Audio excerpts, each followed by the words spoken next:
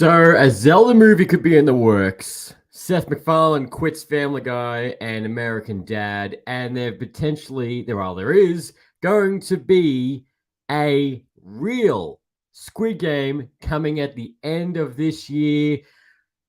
Wow.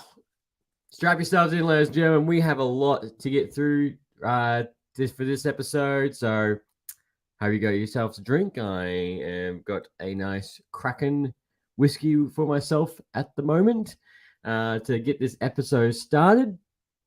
But, ladies and gentlemen, you know what we always do first. So, let's go. Welcome to the Light, Camera, Rant Podcast. Your source for the latest on movies, TV shows, and video games. Get ready for ranting, raving, and reviewing. Here is your host, Lee.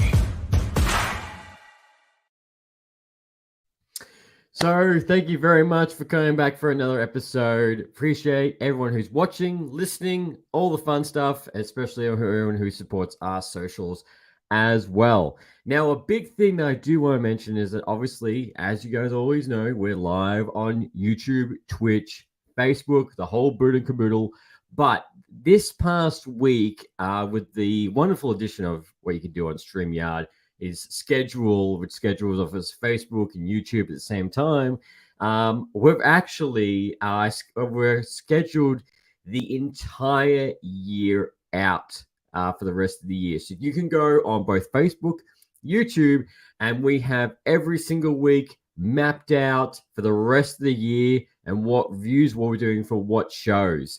So, for example, you can see when we start reviewing Star Wars Ahsoka TV show, when Loki, Indiana Jones, Gran Turismo, Oppenheimer, Aquaman 2, Ghostbusters 4.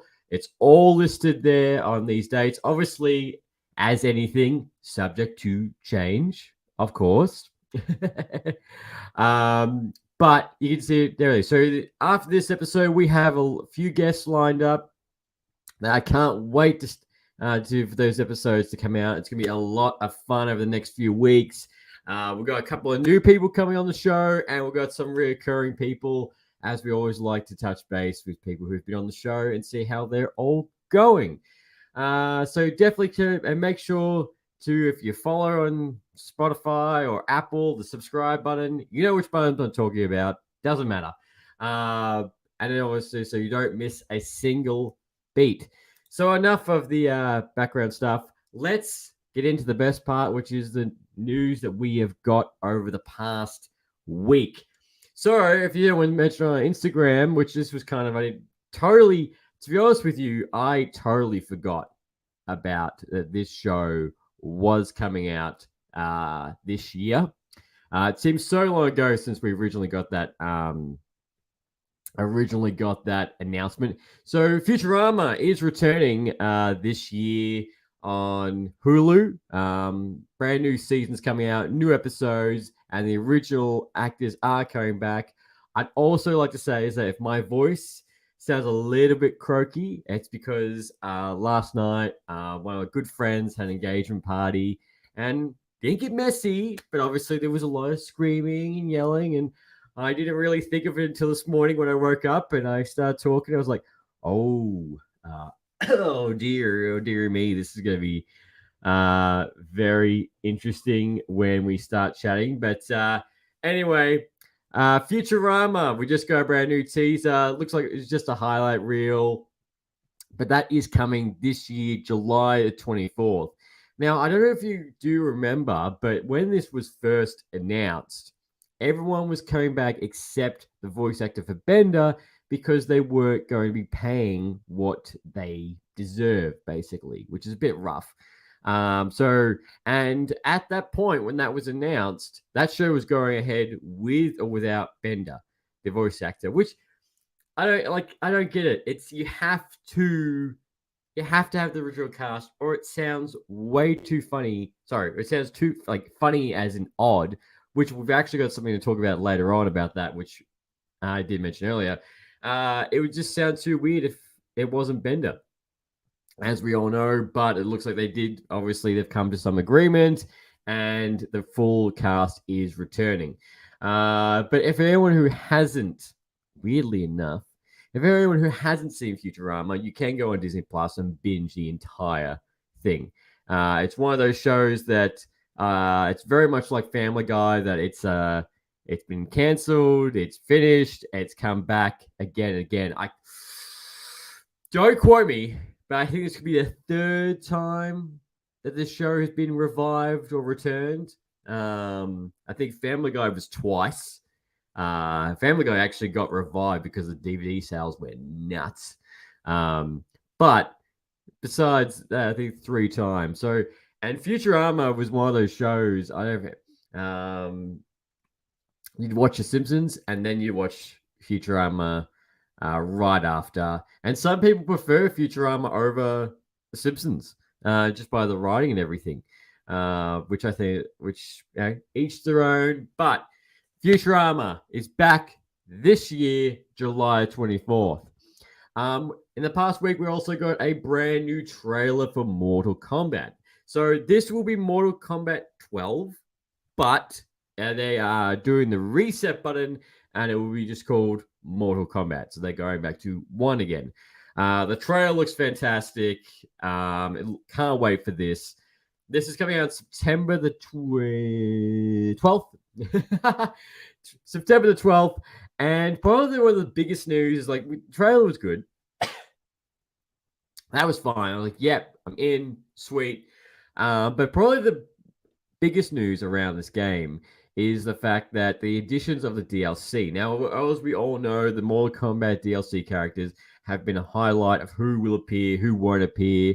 And over the years, obviously, there was RoboCop, there's been Arnie, there's been Freddy Krueger, there's been Predator, there's been Alien, there's Jason, the list goes on.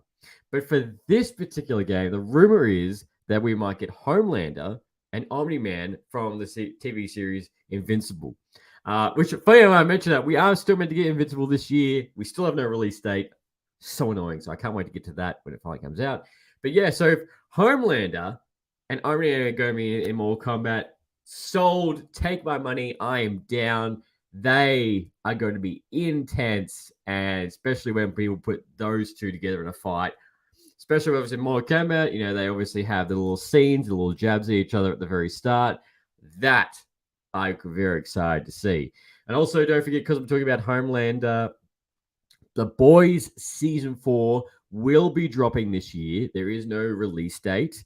However, his name just escapes me. But the actor who does Homelander said, surprisingly, after 3 seasons of this show, said that he has recorded, he did a scene, is one of the most bizarre scenes he's ever filmed for this show. That is coming. So no release date, but The Boys Season 4 is coming this year. And also we are meant to be getting, that's also got no release date, is Gen V, which is the boys at high school. Not the boys actually in high school, but it's just the set in the boys universe of high school kids with superpowers, and it's meant to be just as graphic, which is totally fine. But yes, Mortal Kombat fans, we might be in for a massive treat, especially because that trailer was just beautiful. Now, another big thing is that, obviously with the massive success that is the Super Mario movie, which did outstanding. It has made shit ton of money. It's been everyone's expectations on how this movie will go. Now, obviously, this past week, Zelda, the Tears of the Kingdom, has finally dropped, which has sold 10 million units in its first 3 days. It is the highest selling Zelda game ever for them. And it's been an incredible launch. And obviously, it was a sequel to Breath of the Wild. So it's well deserved. And some of the videos I've seen, it looks so funny on what people are crafting and creating in this entire game. So I definitely recommend people to go have a look at that. But yeah, so that's how many units get sold. So the team behind Tears of the Kingdom have mentioned that they're very interested in exploring Zelda as a movie. Now, as a movie, it'll be obviously be animation, but if they do make a Zelda movie like Legend of Zelda, that would all I done right, like done right in the same way as what Super Mario movie was done. I have no doubt it'll make a shit ton of money, especially if it's depending on the animation, depending on the style. But if they take it and do Breath in the Wild, and that's like the story elements they take, then the money's on the table. Like people are gonna pick it up straight. People are gonna buy a ticket to go see this, and I have no doubt that Illumination have already before the drop of Legend Tears of the Kingdom, they've already talked about a Zelda movie. That'd have to be the next thing they're going to pump out. There is no confirmation on the Sonic 3 movie at the moment, but there will be an announcement for that. Obviously, with the after credits scene in Sonic 2. So right now, like you guys tell me, would you like to see a Legend of Zelda movie? Would you prefer it in real life or animation? Which style would you prefer? And who the hell would you cast in this movie? Because their people would be very decisive on who they pick. Because as soon as they start announcing the actors for Harry Potter's reboot show on HBO Max, the internet's just not gonna. That's just gonna go insane. I can't imagine what that's gonna be and who they're gonna pick. But yes, a Legend of Zelda movie could potentially be in the works and coming soon. Another fantastic bit of news that we did get, it was we finally got the release date for Loki Season 2, which will be dropping on October the 6th. Obviously, week after week, 6 episodes, do you believe? 6 episodes for Loki. Now, that was the most exciting news, but the second bit of news that we did get is very interesting, which obviously a lot of people are like, oh no, is this a bad sign? Is this quantity over quantity? Marvel's dead. That all kind of bullshit that we constantly see on anything that's mentioned on Marvel. Is that the Echo TV show will be dropping this year as well on November the 29th. However, this will be taking a leaf out of the Netflix book and not out of Disney Plus, where you will have all the episodes drop all at once. You'll be able to do a complete binge of the Echo TV show when that drops on November 29th. Now, the way I see this is I don't see this as a bad sign. I'm kind of taking this as a point where, look, due to the reshuffling and everything, we don't have that time frame for that. So we're like, this is when it needs to be released because where it sets into the MCU, but we can't allow it to go over 6 weeks because something else will get pushed back again, as we always know. So I'm taking this as a hell yeah. All of Echo, she was fantastic in Hawkeye, where potentially Hawkeye is meant to make a cameo. Daredevil is meant to make a cameo. Kingpin is meant to make a cameo. Like, this show is shaping up pretty good, and it's interesting. This is only her second role, and she's got her own TV show. It's absolute props, and she also mentioned on Instagram that she is having a kid. So congratulations. But yeah, that's what's coming, and also coming on Disney Plus is all the Indiana Jones films will be dropping on May the 24th. May the 31st. I don't know where the 24th from. May 31st. All Indiana Jones films, 1, 2, 3, and 4, will all be dropping. As we're recording this, all the first reviews of Indiana Jones and the Dial of Destiny have come up. Now, I did see on IGN they only gave it a 5. However, I'm seeing a lot on Twitter saying that I do say 5. I did see the Fast 10. I only got a 4 on IGN. And I thought, well, that's no shocker. It's overstuffed, overpacked. That 4 is no surprising, but that's Fast and Furious anyway. Indiana Jones. It's interesting because I'm kind of holding my reservations, to be honest with you. My only hope going into this is that we cap it. captures the magic from the first three. You get a good live adventure film. What Uncharted, in the vein of what Uncharted, because it feels 80s. Totally forgot about Uncharted. Someone actually mentioned that to me the other day. I was like, oh, the Uncharted movie. I was like, oh yeah, that was a thing. That was, yeah, and heard nothing about a sequel to that. Strangely enough, don't know why we haven't heard anything yet. But yeah, I'm hoping that we get a good adventure film. It'll be apparently it's a great swan song for Harrison Ford as the titular character. This is the last one. Remember, this is the last one with John Williams doing the score. It's just to be good or bad. Just hearing the iconic theme on the big screen is just going to be wonderful. However, even though that was the score of what IGN got, I've been seeing a lot of reviews on Twitter giving a lot of props, saying, it is not the best, it is not blown away, but the action, the story, the cast, it is all fantastic. James Mangold has done a great job with it. So I'm holding my hopes to that, and I can't wait to see it. But don't get yourselves all get up to speed with all 4 Indiana Jones films. You don't have to go 4 if you don't want to, but you can to get yourself all up to speed. Funny enough, when I saw it go announced saying that, Indiana Jones 4, I don't know why, but when I saw Indiana Jones 4 is going to be, Indiana Jones 1, 2, 3, and 4 are going to be on Disney Plus, I actually thought it was already on Disney Plus. I can't remember the last time I watched the film, but I already thought it was. So I guess I was wrong. On that point. But yes.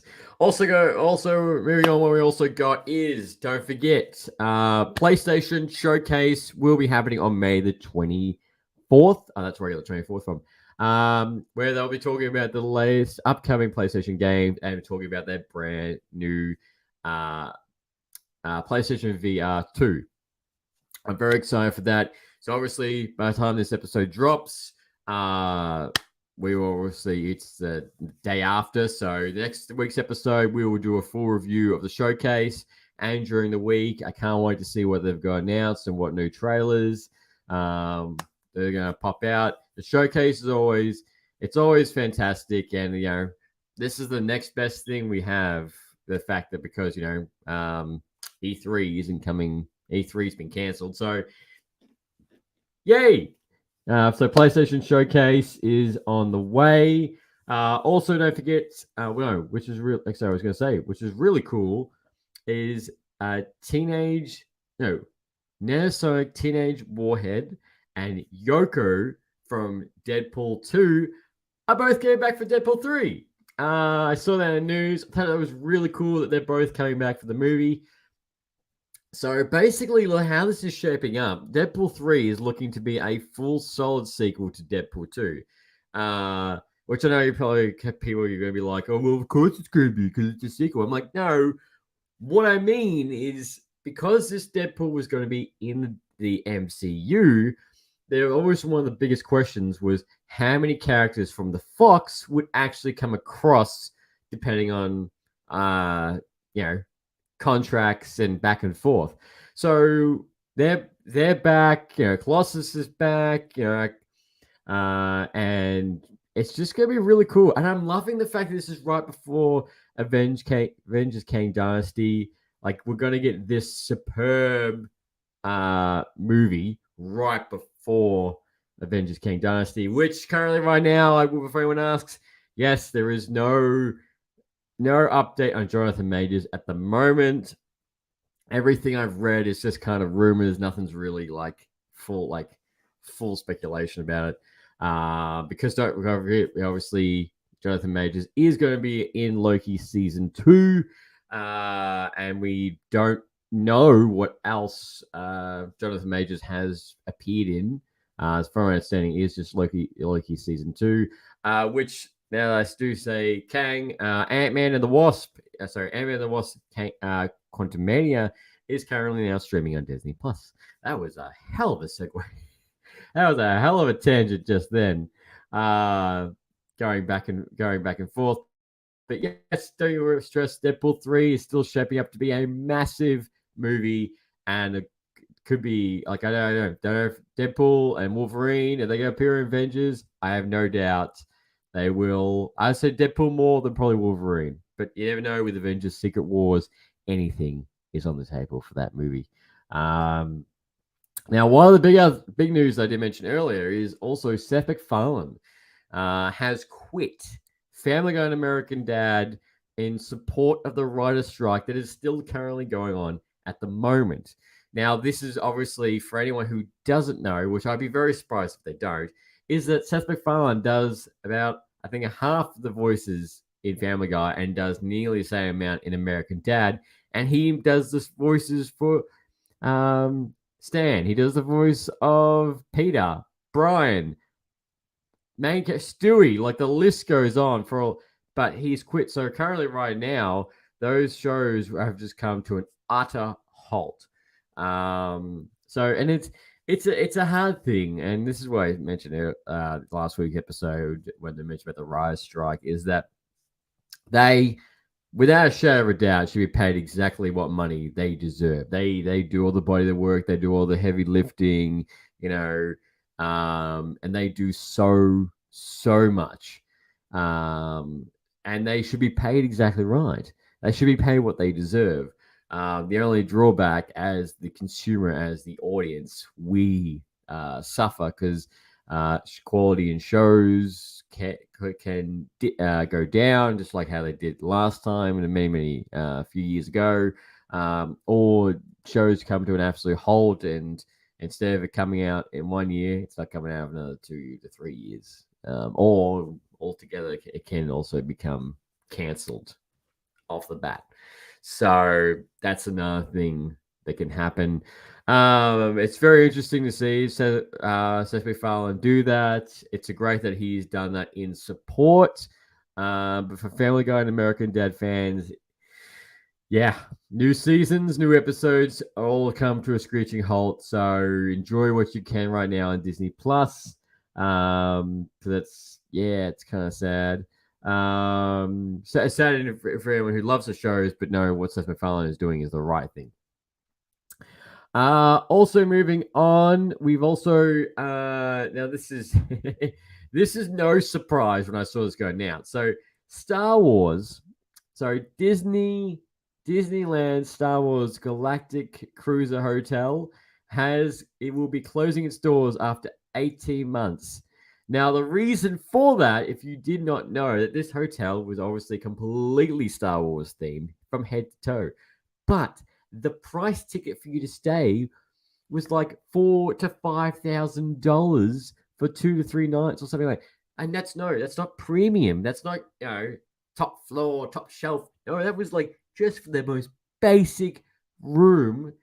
That was how much money you were looking at. So of course it's gonna close. I don't know why anyone would think that Star Wars fans would fork out that much for that, or there'd be enough traffic through.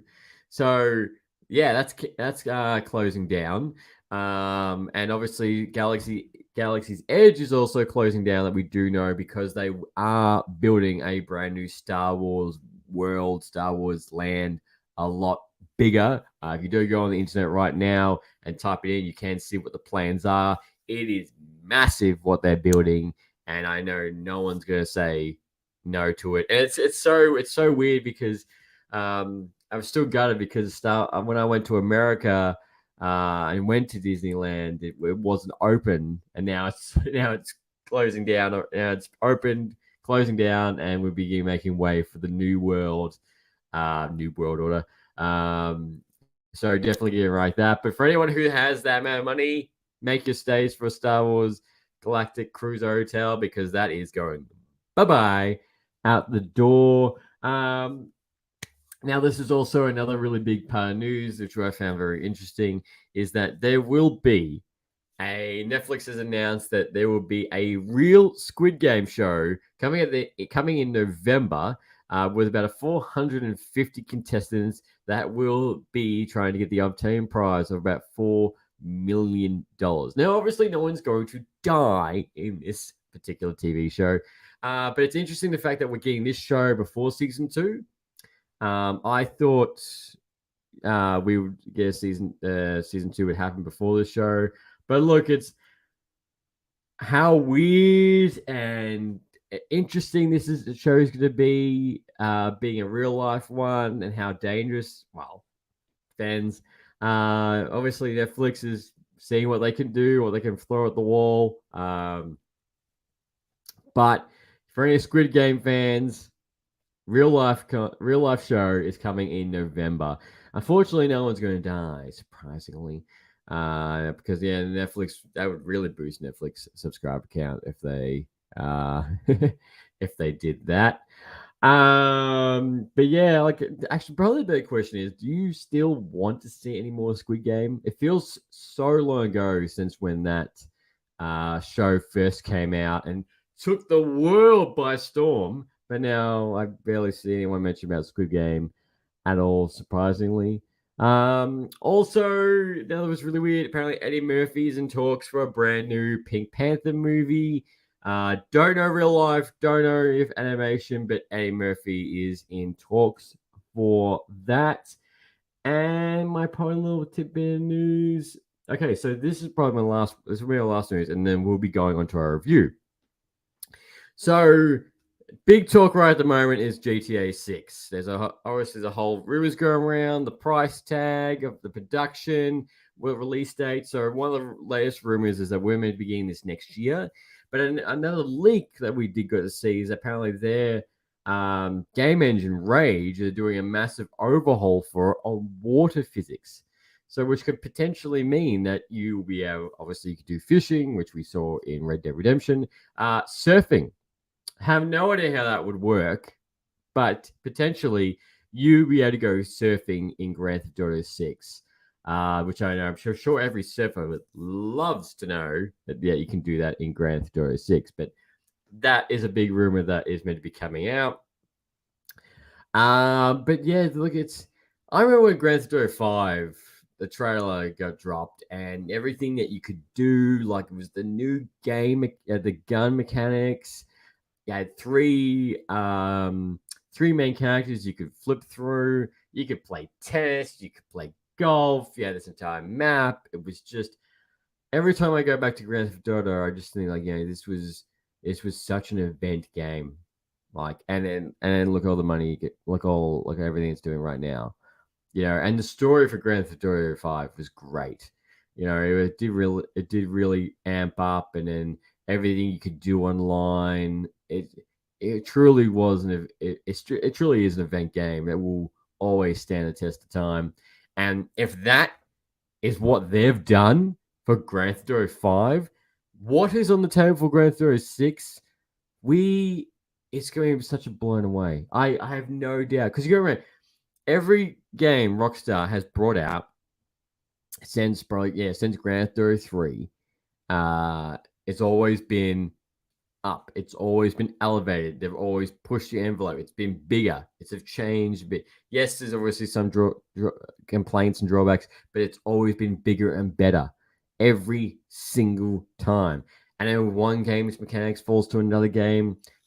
Just the way it keeps going between like Grand Theft Auto and then the Max Payne and then Red Dead Redemption. Like it just kept building, and like where we are right now, Grand Theft Auto 5 and then Red Dead Redemption was just incredible. Like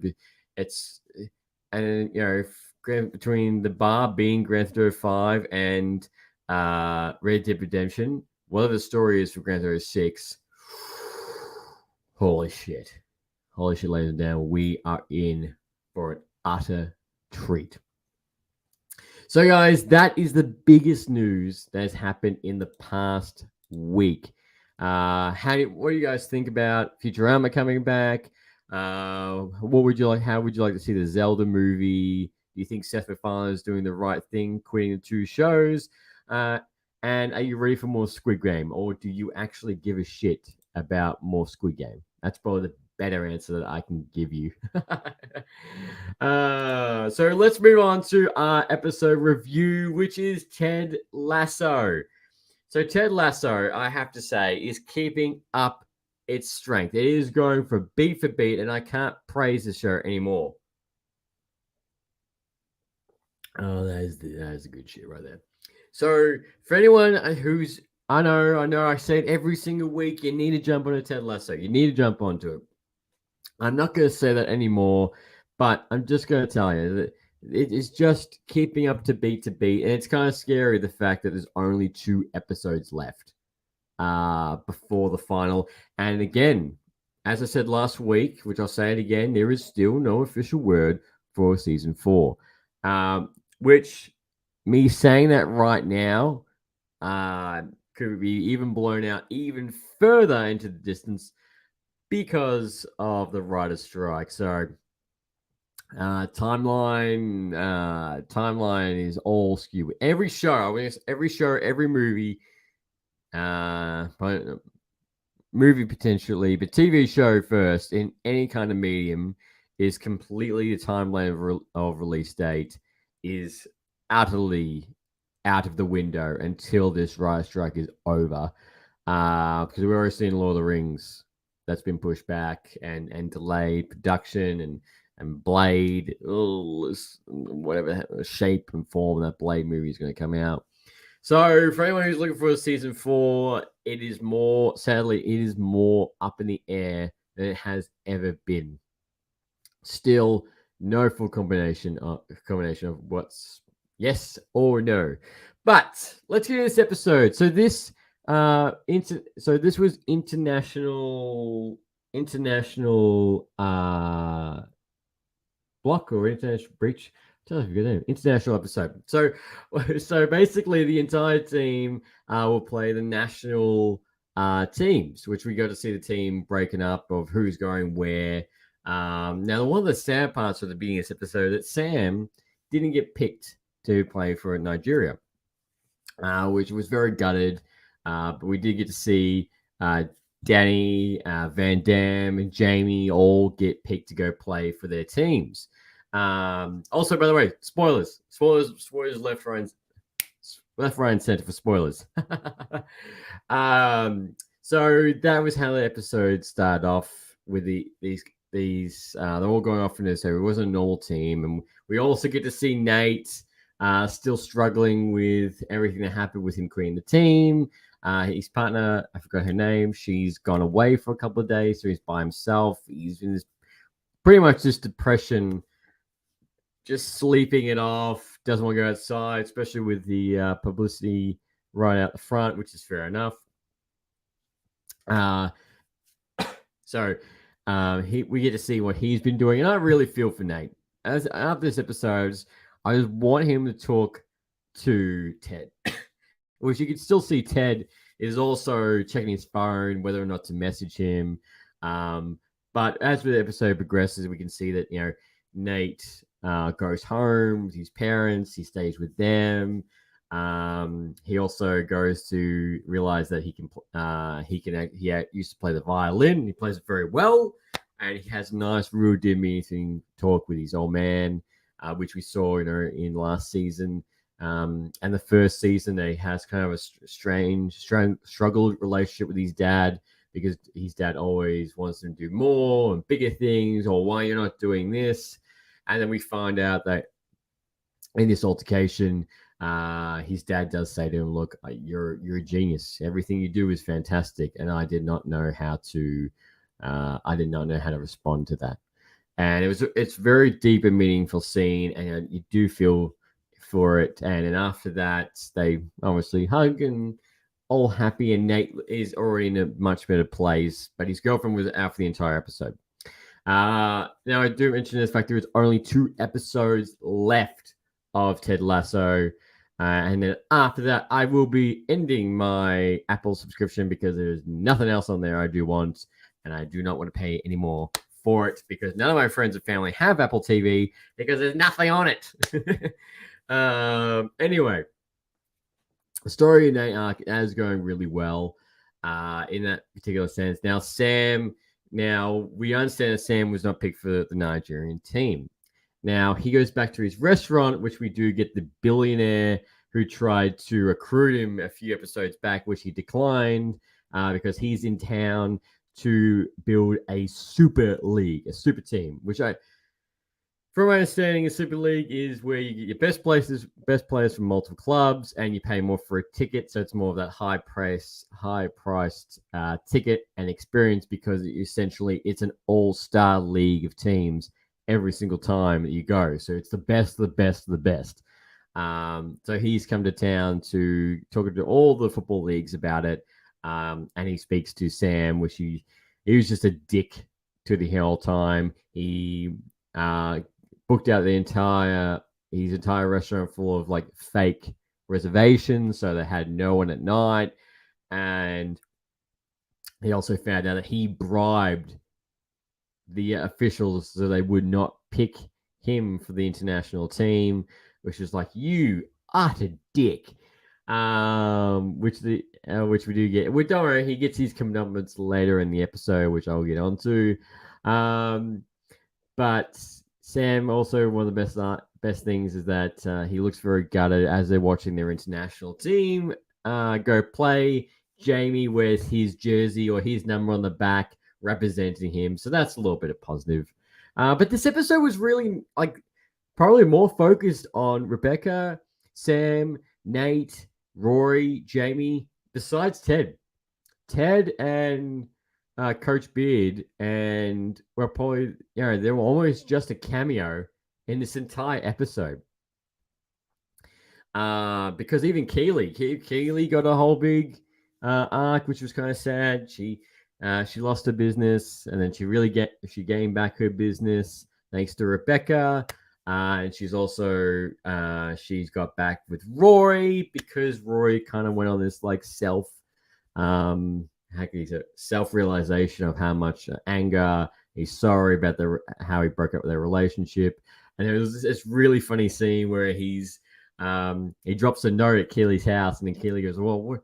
He goes, "Hello." He's like, "Oh shit, what are you doing here?" And she's like, "I live here." And he's like, "All right."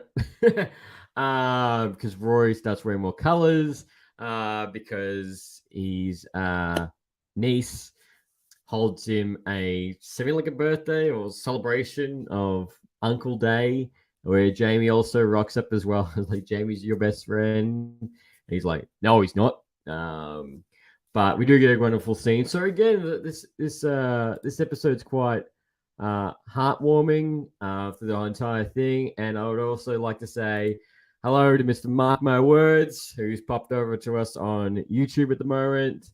Hello, Captain.